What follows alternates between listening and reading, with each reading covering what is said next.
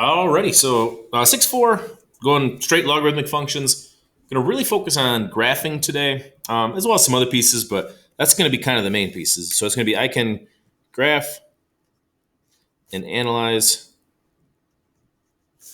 a logarithmic function.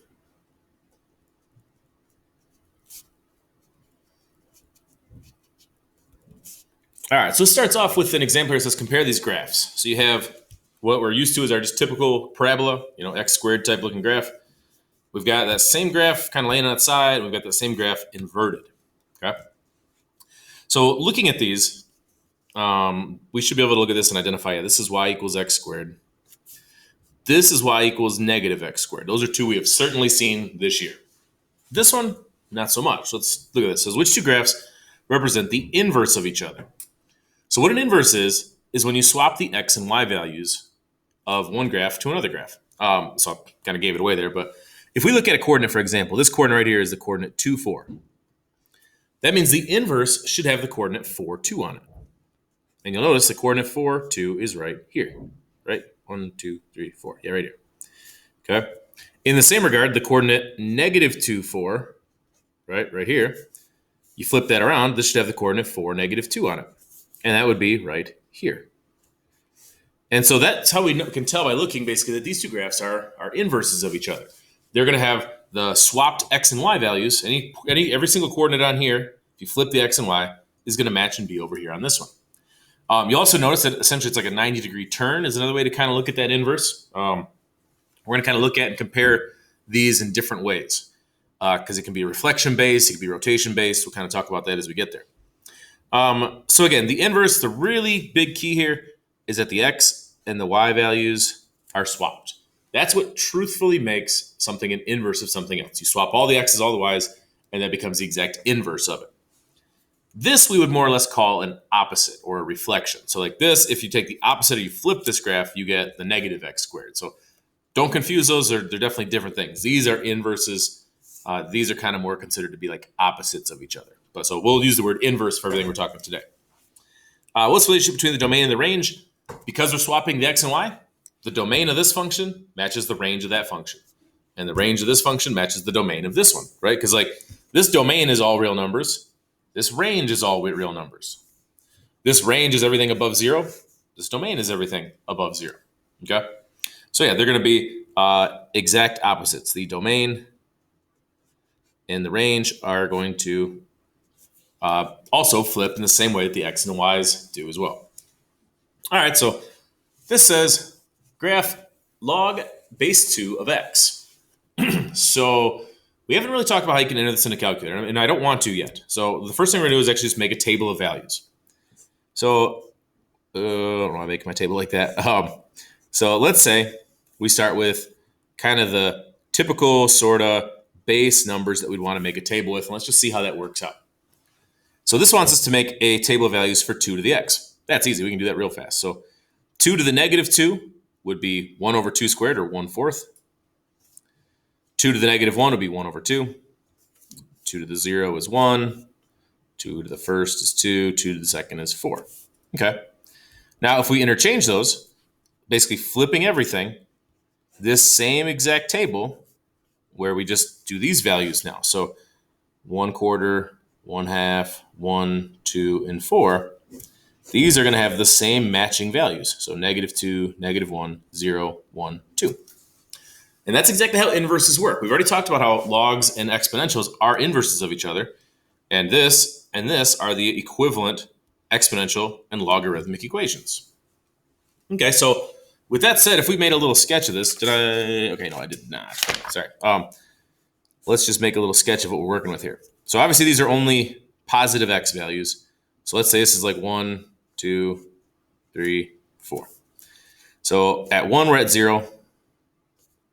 At a half, we're going to be at negative 1. So we're going to be like right here. At a quarter, we're going to be at negative 2. So we're going to be down here. Okay. And then at 2, we're going to be at 1.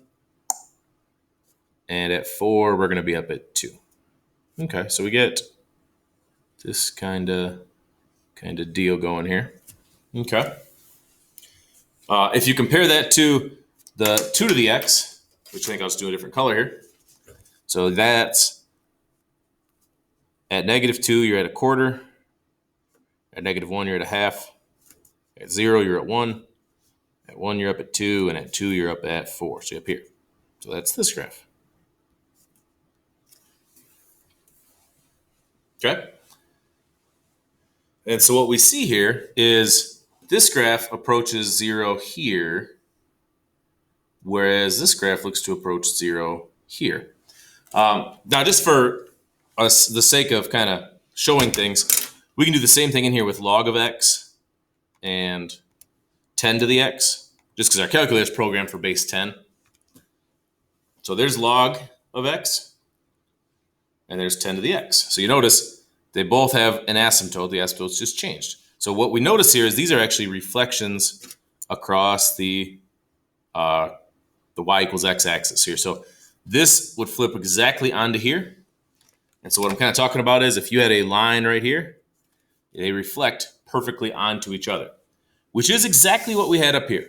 And so like I said, you might have thought this looked like a 90-degree turn.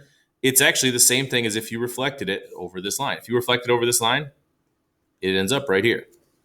And so that is another way of inverses, which makes sense because when you're swapping the x and the y, it's the same thing as reflecting it over the line y equals x. You get the same result. So that's actually a pretty good concept about inverses to understand. Now it still does ask a bunch of other questions about things like what are the domain, range, x-intercept, asymptote, etc. We've talked about all this stuff for exponentials, so let's do it for our log function. So the domain, we aren't going to get anything below 0. So the domain is going to be x greater than 0. The range is going to be, what can we get out of this? Well, we get anything negative, we get anything positive. So this is going to be all real numbers. What else do we want? X-intercept, none, right? This graph never hits the, or sorry, I was talking y-intercept. X-intercept is going to be right here, which for our graph was at 1. I was thinking y-intercept. Asymptote, we have a vertical asymptote. Specifically, right here, this would be, so remember how it's like x equals 1 or x equals 2 are vertical lines, so this would be x equals 0, as opposed to y equals 0 for that one. And lastly, end behavior. So this is a little tougher because as x goes to infinity, this graph is undefined, right? Or sorry, as x goes to negative infinity, this graph doesn't exist. So we'd say as x goes to negative infinity, it's undefined. And as x goes to positive infinity, so as x goes to positive infinity, y very slowly also does too. So kind of weird and a little different in the way that this is basically stopped here at, at your y-axis there. All right, so that's kind of your basics of that function. So let's go ahead and look at what else we got here. All right, so we're not going to go super crazy with all these, but let's go ahead and do this one. So this is just natural log x. So I went ahead and I put that in to graph, and I went on the calculator. And what you're going to notice, about all these natural logs, is they're really, really similar. They all have this sort of approaching, but at 0, they're an error. So they get really, really close, as far as these values go, but they are going to have this asymptote right there. So this graph, super similar to our other one, basically looks the same, just it obviously has slightly different points. And so it's going to really retain most of all the same answers. The domain is going to be everything x above 0.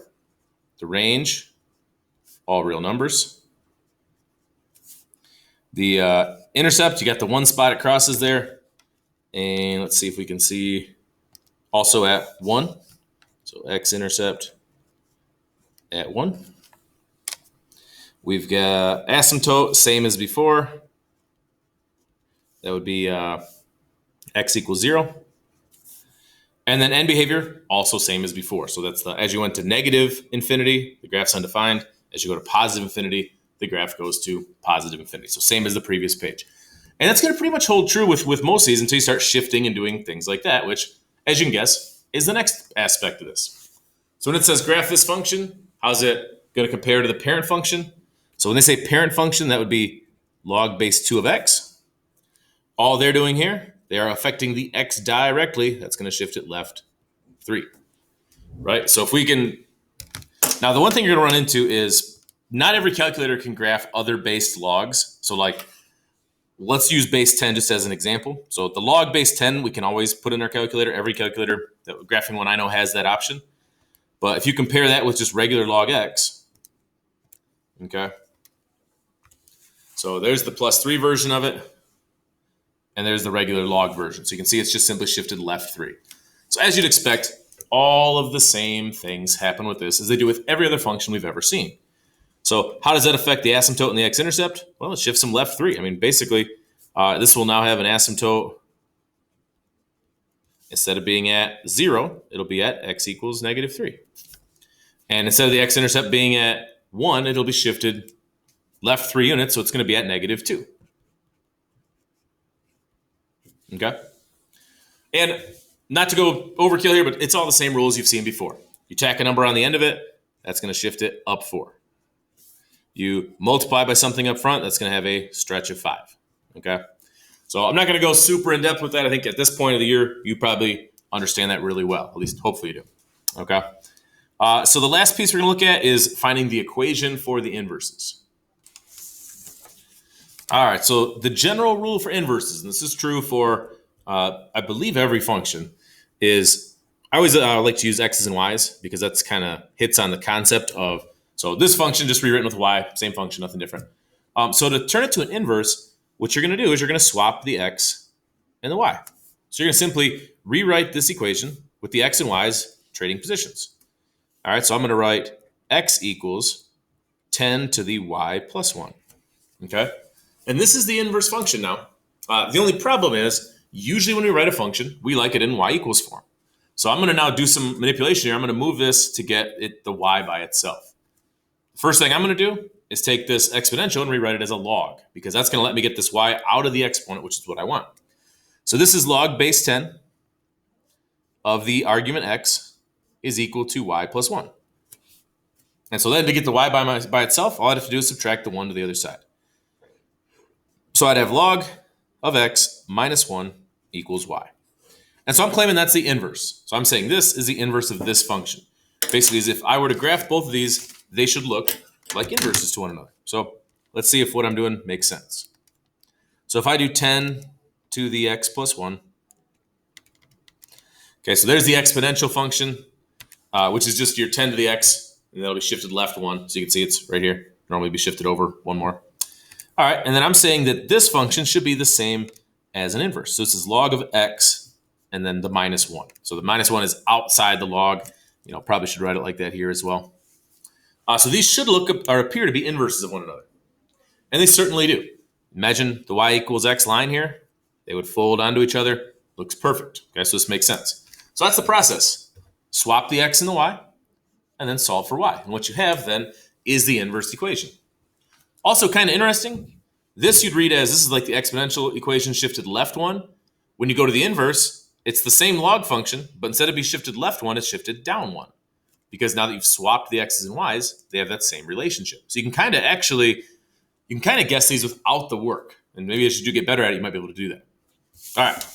So last little one, there's an example here. Have you do basically the same thing here. I'm going to go ahead and solve these out since I'm a little low on time, and then you can take a look at it and see how well you did with them too. And as far as these go, the first two are very similar to the one that we did together. So I took this one, I rewrote with x and y, and then I converted it to exponential mode. So 7 to the x is equal to the y plus 5, and then I subtracted the 5 over. Very similar here. I rewrote it with the x and y flipped. I then went ahead and converted it to a log. So I said log base 3 of x is equal to the y plus 2, and I subtracted the y over, got it solved for y.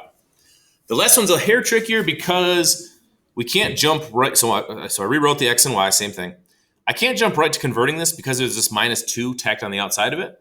So I went ahead and added that over first. So then I had x plus 2 and log base 7 of y. Now I converted it to an exponential. So I said 7 to the x plus 2 is equal to y. And at that point I was done because the y was by itself. So the only difference really here in this one is that you have a part outside of the logarithm. So you need to isolate the log first, and then you can convert it to the exponential.